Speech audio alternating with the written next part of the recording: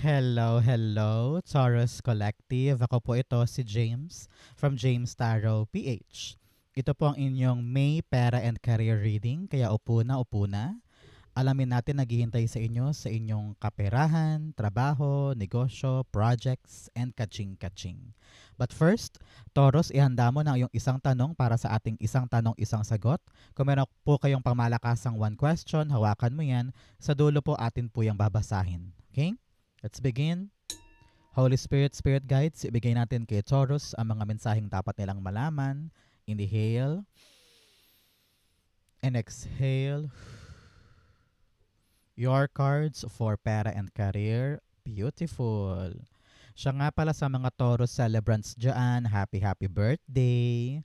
Naway magkaroon po kayo ng magandang celebration para sa buwan na ito. Congratulations. Salamat po sa mga nagla-like, nagko-comment, at saka po sa mga hindi nag-i-skip ng ads. Thank you po for all of your support and guide para sa akin. Ito po yung tanging paraan para supportahan nyo po ako. So keep on liking, keep on commenting, and thank you for not skipping the ads. So, in the background of your reading, the Justice card. This time, Taurus, pinapayuhan ka ng iyong spirit guides na maging maingat or maging discerning pagdating sa bawat hakbang patungkol sa pera and career. Hindi pwedeng mag-jump ka kaagad sa isang conclusions without pruweba or without mapanghahawakan. Bigyan kita na example. Halimbawa, si kaibigan, si best friend, or kakilala mo, nangungutang ng 5K. Hindi ka naman sure kung talagang babayaran ka niya. So, kailangan nyo mag-usap, kailangan meron kayong written na kasunduan, kailangan meron kang mapanghahawakan na tong kilos mong ito or desisyon na ito ay maganda ang outcome. Nababayaran ka talaga niya, na hindi ka mauuwing luhaan, na parang ano ba yan, nagpahiram ako pero wala naman pala ako napala, sakit lang sa ulo. So, para maiwasan natin yon, kailangan you do the concrete move. Ganon din, halimbawa kung meron kang mga balak na gawin sa negosyo mo or sa project mo, kailangan mabusisi ka ngayong buwan na ito. Hindi pwedeng bara-bara. Kailangan bawat hakbang pinag-aaralan, binubusisi, tinitimbang para tama ang hakbang. Okay? Para hindi ka mahulog or hindi ka malagay sa isang alanganing sitwasyon na hindi mo nakita before. You need to be extra vigilant at maingat sa bawat kilos. Okay? So, in your core energy, meron kang the Two of Pentacles. Two of Pentacles is all about balancing act. Pinapayuhan ka ngayong buwan na ito na maging balanse ang mga ginagawa mo. Example, sa pera. Kailangan daw balansehin mo this month kung ano ba yung mga dapat kong pagkagastusan. Dapat ko bang bilhin yun? Dapat ko bang putulin na tong gastos na ito na buwanan na kumakalta sa sweldo ko?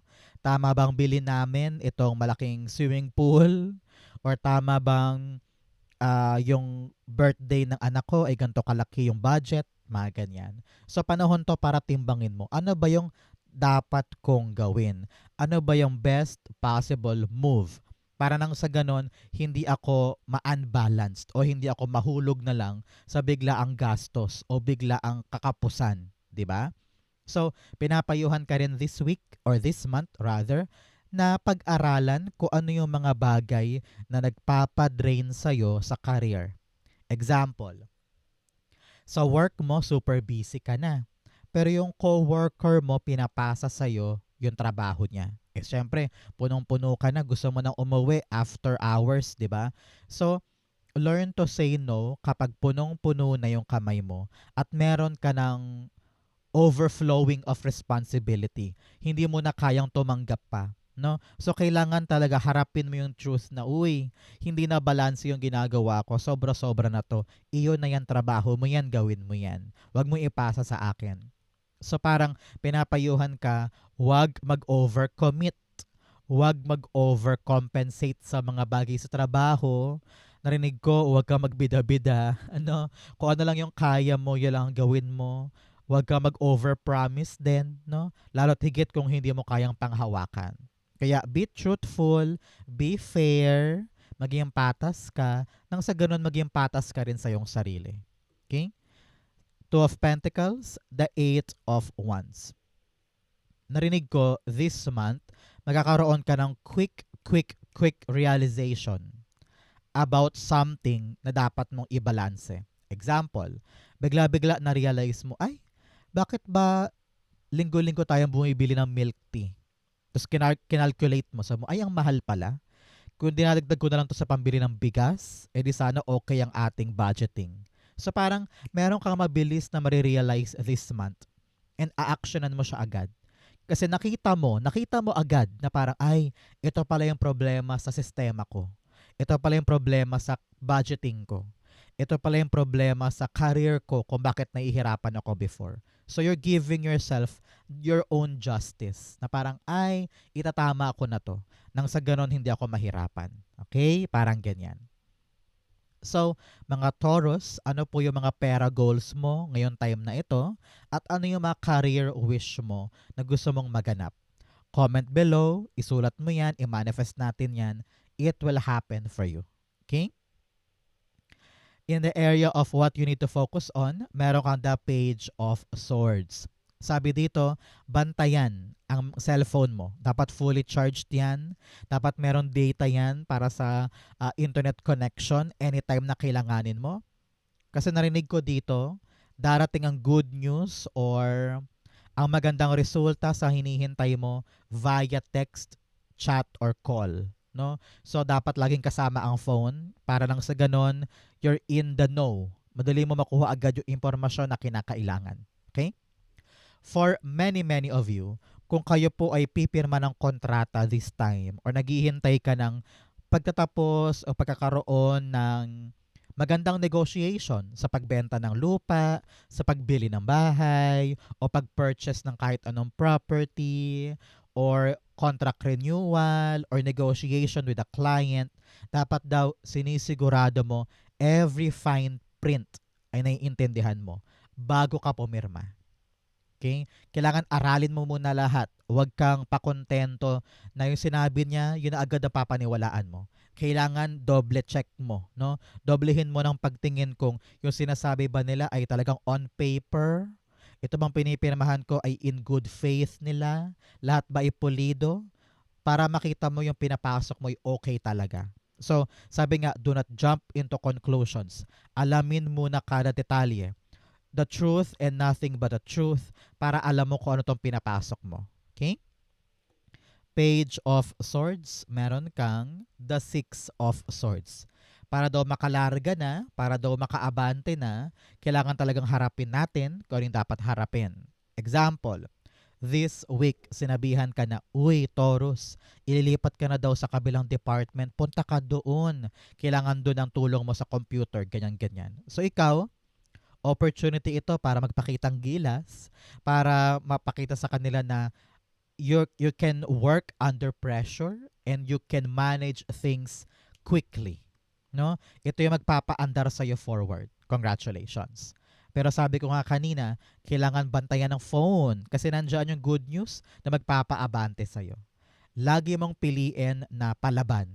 Lagi mong piliin yung mindset na kaya ko to, magagawa ko to. Hindi ako uurong, hindi ako susulong. May paraan ako para maintindihan ng lahat or maaral lang lahat. Pero ang importante, tatanggapin ko, lalarga ako. Parang ganyan. Okay? So, mga Taurus, ano po yung mga ginagawa nyo today? Habang nanonood po kayo ng ating reading, ikaw ba'y naglalaba, nagluluto, or ready na to go to work? Ano? Comment down below po. In the area of what you need, meron po kayong the World card. What you need this time is to close a past chapter. Very malinaw to. Meron kang talagang moving forward with the Six of Swords, the World card, the Chariot card, talagang, and the Queen of Swords, pinapayuhan ka talaga na mag-move on or umabante sa mga bagay na alam mong kaaba-abante na. Ramdam ko dito, sabi, kailangan daw ng closure. Isara mo na yon, ibaon mo na sa limot, forgive and forget na, nang sa ganun nakaabante ka talaga. Meron kang dapat isara na eh. I don't know why. Pero yun daw ang rason kung bakit nahihirapan kang umabante. Kaya ngayon, kailangan mo ng timbangin, Taurus. Ano yung kaiwan-iwan at ano yung katotohanan para makapag-move on na ako. No?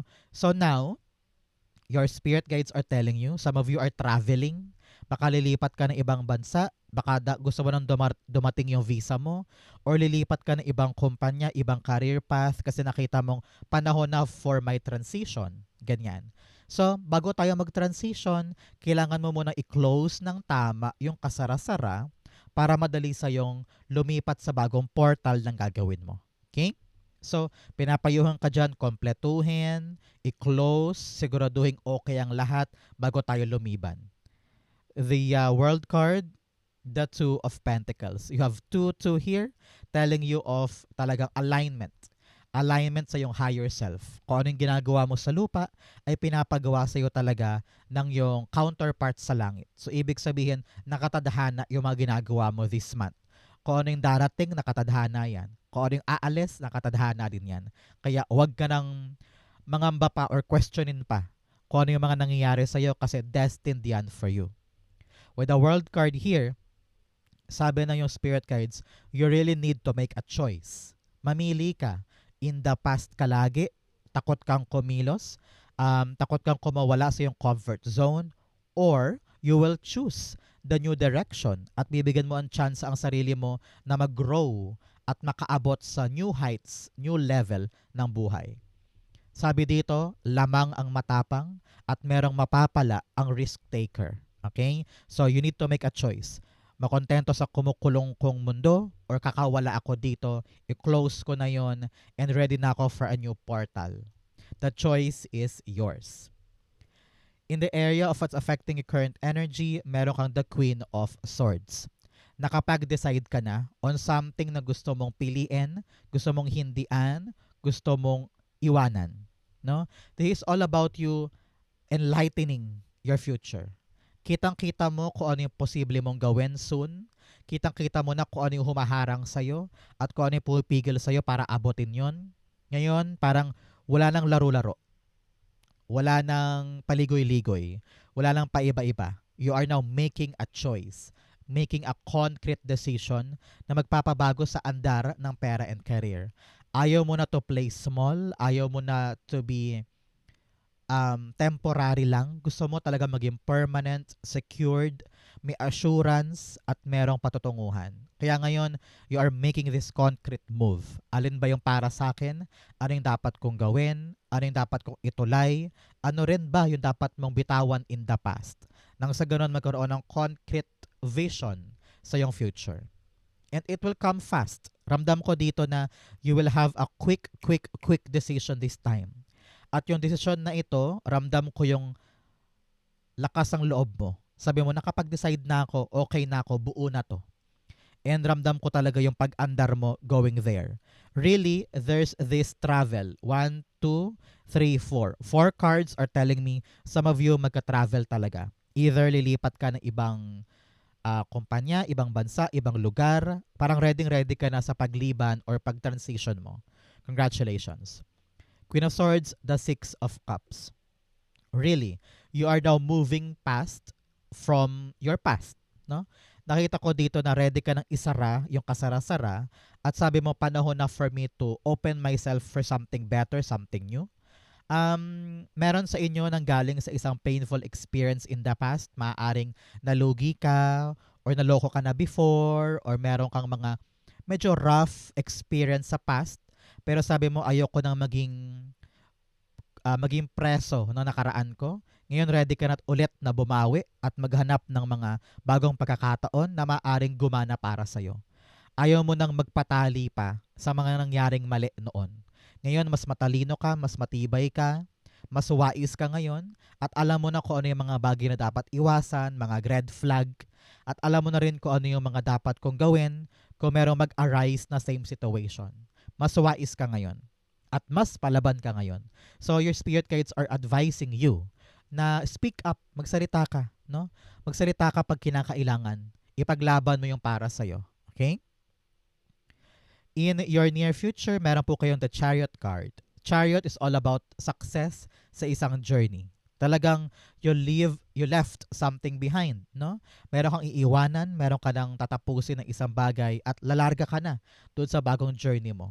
Some of you, nakita ko bagong job description, maybe promotion, or lilipat ka ng ibang career path. Kung dati sa opisina ka, ngayon gusto mo nang magkaroon ng sarili mong flower shop. O kaya meron po sa inyo lilipat talaga ng bansa. Ready ka na para tumulay. So ang tabayanan mo 7 days, 7 weeks, or 7 months after watching this video, yung transition mo for something new. Congratulations. Kumbaga sabi dito, nasa kamay mo, Taurus, ang manibela. Ikaw ang magpapaandar ng buhay mo. Kaya bawal umatras. Ito ay something na talagang pasulong. Pasulong, paabante, and make sure na palaban ka this time. Armasan mo ang sarili mo ng mga impormasyon, bawat hakbang pinag-iisipan para lumakas ang loob mo na tama tong ginagawa ko. Ilalaban ko to. Kasi it's gonna work in my favor. Okay? Chariot card, the 9 of Wands. Sabi ng yung spirit guides, matagal mo tong sinubukan gawin. Matagal mo tong try and try and try and try. Pero noon, walang nangyayari. Example, try ka ng try para mag-apply ng trabaho sa Korea pero time and time and time again, lahat napopornada. Sabi mo, hindi ba talaga ako pang Korea? Hindi ba talaga ako para sa bayan na yon? Bigla sinubukan mo, Saudi, boom, natanggap ka bigla. So, kung meron ka mang pinaghihirapan noon na hindi gumagana, meron kang magagawang isang beses na doon tunay nagagana. Parang ganon. So congratulations. Your hard work is paying off. Lalarga na ito at meron ka ng bagong direksyon. Congratulations. In your challenge, meron kang the 4 of Swords. Alam mo kulang sa'yo pahinga. Pahinga in pag-surrender. Alam ko very hardworking ka. Talagang lahat pinipilit mong balansehin sa buhay mo. Yung trabaho, pamilya, mga anak, sideline. Lahat pilit mong pinagsasabay-sabay. I understand. Pero this month, ang kalaban mo ay pahinga. Pahinga sa trabaho, pahinga sa negosyo, pahinga sa project. Kailangan mo yan. Okay? Kailangan mo makapag-recharge, makabawi ang katawan ng isip para kada araw makalaban ka ulit. Puhunan mo, Taurus, ang katawan mo, ang isip mo. Kaya kung latang-latayan at pagod na pagod, paano mo pa siya mapapakinabangan, di ba? So, make some time to rest, especially sa mga nag-birthday pa this time. This is a great time for you to take this as an opportunity na maglibang, magbakasyon, magparty, mag-leave panandalian para maramdaman mo rin yung pahinga. Dahil essential na ingredient yan to your success. Okay?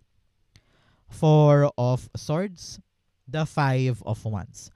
Meron kang 5-5 here, hindi sardinas, hindi tuna, kung hindi pagbabago. Kailangan mo ng pagbabago this month. Para nang sa ganon, sabi ko nga, maparatili mong balanse yung mga bagay-bagay.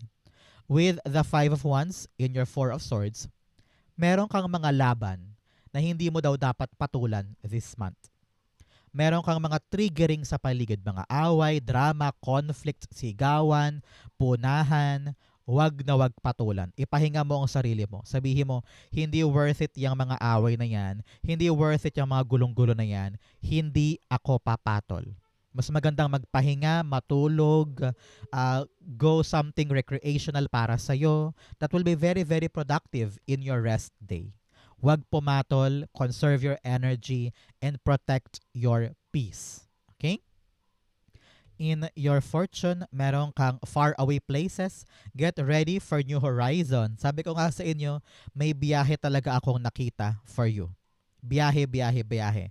Transition, moving forward, going to a new place, new career path, talaga may paggalaw. So asahan mo daw this month ang mga biyahe.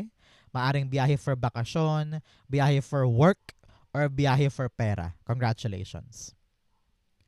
In your fortune, meron po kayong the Queen of Cups. Isip at puso ang naglalaban sa'yo this time, Taurus. Queen of Cups and a Queen of Swords. Parehong queen, pero magkaiba ang priority. Yung isa, gusto mo maging matalino, gusto mo maging praktikal, gusto mong talagang maging konkreto yung mga desisyon mo. Pero here, with the Queen of Cups, gusto mong maging emotional, gusto mong maging sentimental. Minsan, you just want to be happy, you just want to follow your heart, you want to be inevitably successful, at gusto mo maging palagay sa mga bagay na meron ka. This month, ramdam ko dito, susundin mo ang tawag ng puso mo. Kung saan ka maligaya, kung saan ka payapa, kung saan ka palagay, at parang feeling mo magaan, doon ka pupunta. No? Yung decision mo, nakita ko dito, it will be based on what you feel. And ayaw mong mapilitan, ayaw mong sumunod na lamang sa ginagawa ng iba o sa opinion ng iba. Kaya ramdam ko dito, uunahin mo yung puso mo. Uunahin mo on what you feel is right based on your intuition. At ayaw mo magpadala sa sulsol or pressure ng iba. Ramdam ko dito na you just want to be happy. Wait lang, inom lang ako water.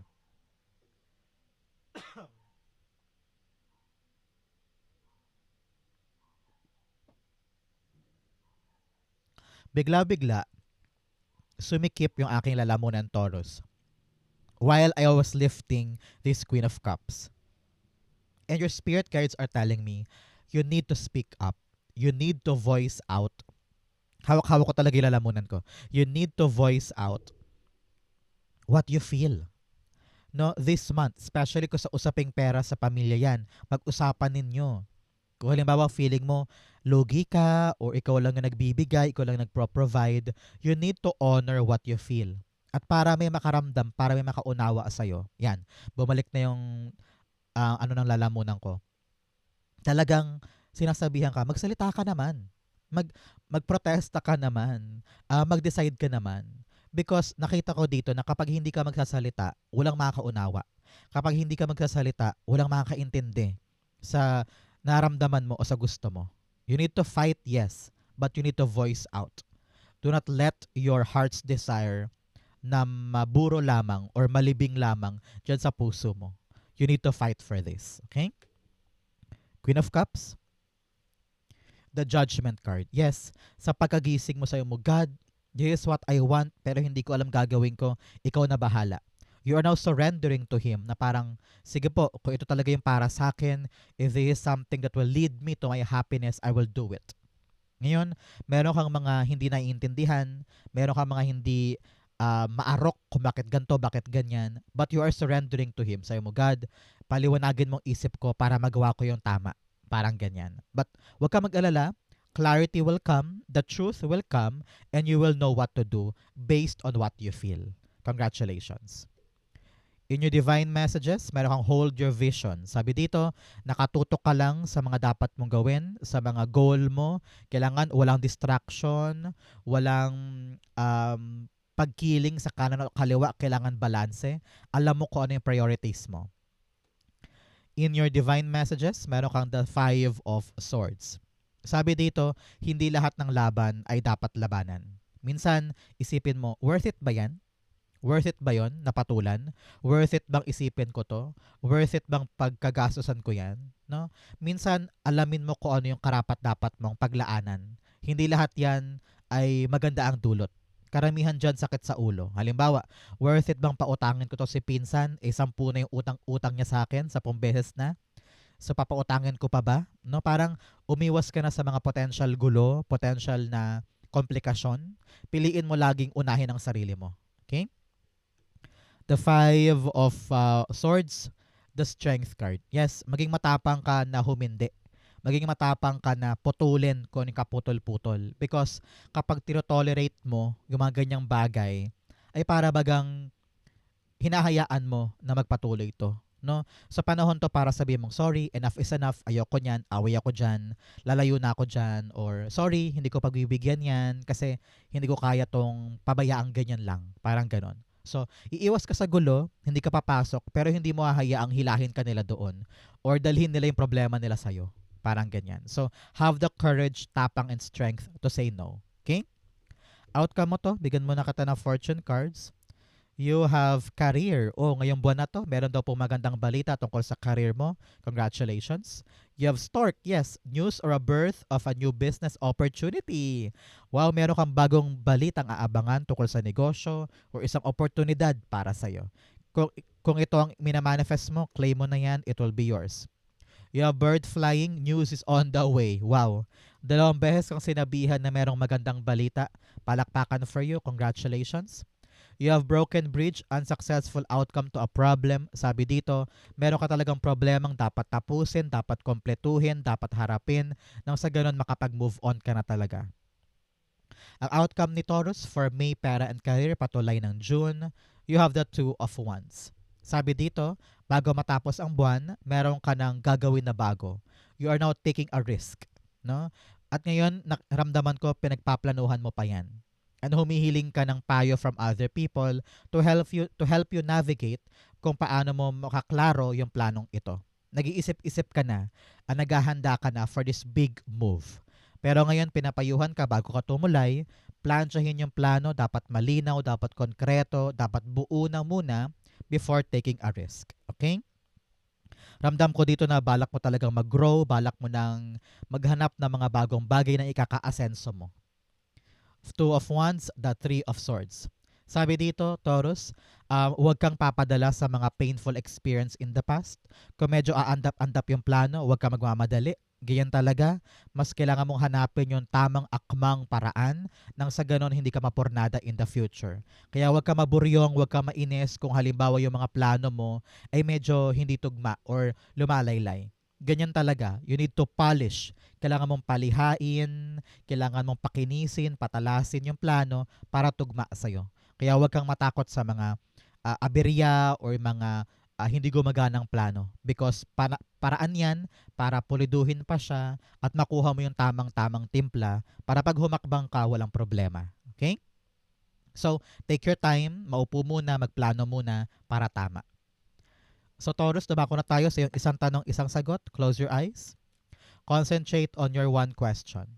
Inhale and exhale the answer to your question. King of Wands, the Nine of Swords, and the Emperor card. At the bottom, you have the Queen of Swords.